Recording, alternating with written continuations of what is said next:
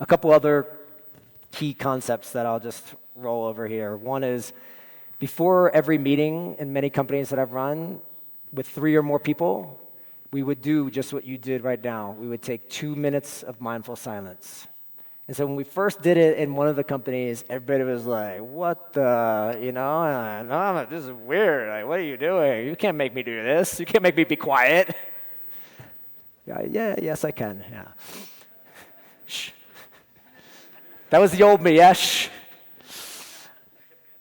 And after about 3 meetings, people would come early to get their 2 minutes. And every once in a while, one of us would forget. And we'd just go right into the meeting, and everybody went, oh, no. I want my 2 minutes, yeah? Everybody, even those that are most skeptical. It's a great way to just get back to it. And we always have 2 minutes. It's a false notion that we don't have the time. And then my last piece that I'll say, and I'm happy to talk to anybody afterwards. I will be here all afternoon, and I told Wale I would go try to hang out in the Web Congress booth just to talk, is having people that share this need and this energy. And so we call it sanghas, small groups, usually of 5, to just have conversations about things that need to be talked about. So many times we're just complaining or talking about things. We're not talking about what's really bothering us. And so this concept of a sangha, a small group of people to share openly and intimately is critical. Most of us are not as connected to our families as we once were, not as connected to our communities, and so we need that. We need to belong. The research says, by the way, the number one effect on somebody's health and length of their life, their longevity, the number one, not smoking, not food, their sense of belonging. Communities that have sense of belonging, this is where we started, give us meaning and purpose. And that connection of the mind and the body cannot be severed. So something to think about. I have a few more pieces here to wrap up the extra 5 minutes, just to give you some thoughts around maybe where to go. People always ask me, well, why is this important, especially for leaders or entrepreneurs, but for all of us, what I call professionals, or what I like to start calling us purpose-driven professionals. And just a couple reasons why. First is that clarity. Without a clear mind as a leader, how do you know where to go? If the fog is out there and you're in the ship and you cannot see, how can you possibly tell the ship where to go? We need clarity. We need authenticity. Does that word translate okay? Authenticity. True to ourselves. It is another false notion of society that there is yourself at home and yourself at work. There's only one self. And the closer you can be true to that, the closer you'll be able to connect with other human beings. And so more of these masks of who we are as leaders and people we can take off and just be ourselves, the more people will connect with us. And the more people connect with us, guess what? The more trust we build up with them. You've heard of the word vulnerability. It's a very popular word these days in leadership. And so it's not about being weak or crying, although crying is fine. That's a whole other story. I don't have enough time, so we'll go. But being authentic and vulnerable creates trust. And with your fellow teammates, your employees, or anybody within your community, you have nothing without trust. So we need to be ourselves, not who we think the world wants us to be. And with that, we get more joy, more ease, more happiness out of life. So there's your why. So the last piece I'll end on is, well, okay, how do I start this? Where does it all begin? Where do I get this start? Where do I go? And you won't get too far, even if you start meditating, without clearly deciding what your values are and how you're going to act on those values with intention. How many people, if I ask them right now, they know exactly what their top 3 values are in their life? Maybe, yeah. This is a very interesting thing. I've done a lot of interviews, and when most people get asked, this is what happens. They go, there's a little bit of a pause, and they go, well, I'm Catholic, so I believe in the golden rule, or I have, this is the way I was raised, and then they find some other words that they like they'll throw out integrity or maybe trust, but yet it's so clear that we haven't spent time right now in our life, right now, not what it was a year ago, 10 years ago. What are your values? what matters most.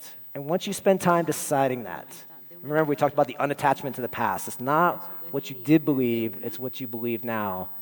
Then we could decide how we're going to intentionally act on that every day.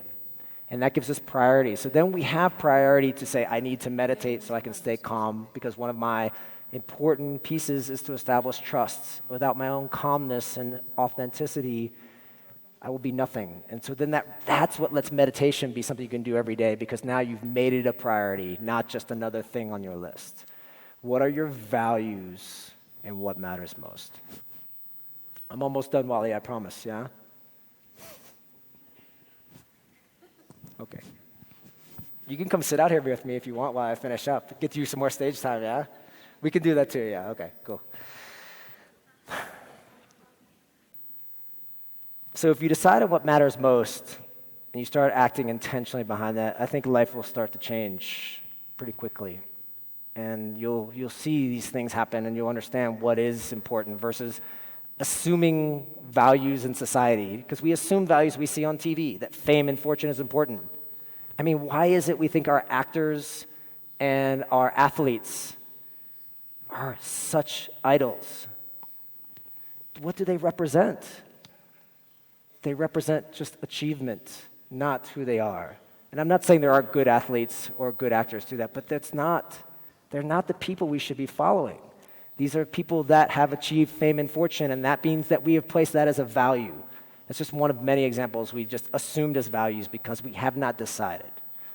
So if we can decide, and we can live with more presence, acceptance, and act with compassion, I believe you're going to find your own life to be much more peaceful and at ease, and you're going to find the world actually become a better place.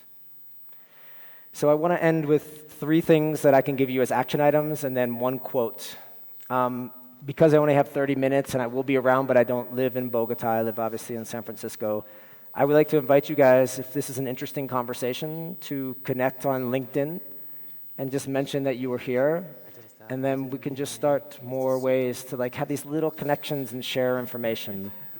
The second thing I did not mention, and my team would be very sad if I didn't, but the latest company that I'm co-managing is called Conscious Company. It's a media company that covers stories about social entrepreneurs, conscious leaders, and sustainable business. And so we're going to be doing some additions down here in Latin America, but I have some to give out if you guys want to read the magazine or take a look at the site, consciouscompanymedia.com. This is where we do a lot of learning about business and mindfulness. And then, last but not least, I think there's something we need to start to establish, which is this human connection that I alluded to before.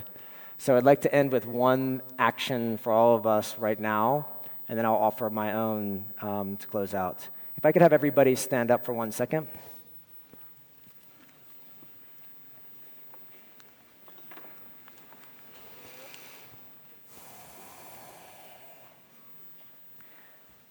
One of the biggest mistakes we've made in society, I believe, is how we greet each other. We've talked about this before with some friends I've made here. And we give the little kiss on the cheek, right? Or not even sometimes. Or the handshake. How can we connect with another human being through a handshake? And so what I'd like you to do is understand the shared energy of what happens when you actually connect with another human being. So can you look around you real quick and see just who's there? Just look around and look at people's eyes. I know it feels uncomfortable. Yeah, just real quick, look around, yeah? Do you see somebody you don't know? Yeah? This is what we're going to do. For the next 60 seconds, we are going to hug as many people that we don't know as possible. Ready? Go. I want to hug. I don't know anybody. Hug. Oi. Good to meet you, yeah. Hi. Hi. Wait. Oh, I come in. Yes. Here, I come down. Okay, 30 more seconds, yes? Nice to meet you. Good to meet you. Yeah, cool. Hugs. Hi. Hi. Okay, 10 more seconds, few more hugs. Hola. And it has to be more than a half a second. No patting on the backs and doing the bro hug. Okay. Oh, you want a hug? How about you come hug me up on the stage? You can come around there, yeah?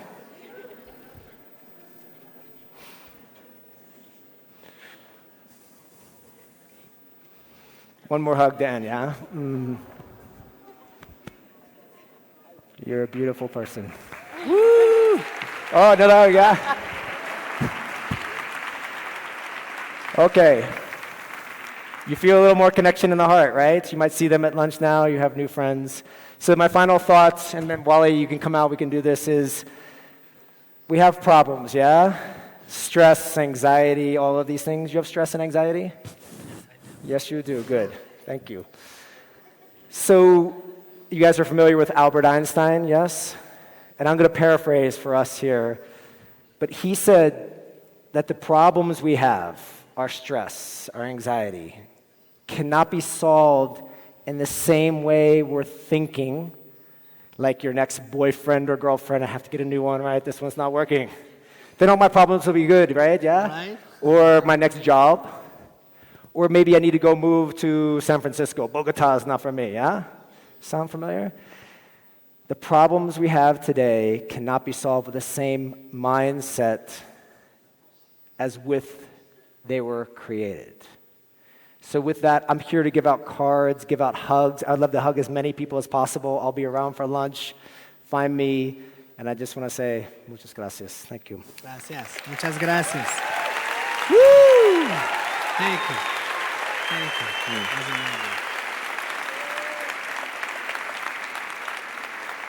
Muy bien. You want to do the move? Yeah, you want to You show? want to do our thing? Wally and I have a tradition where we get on stage and we show off our yoga poses, yeah?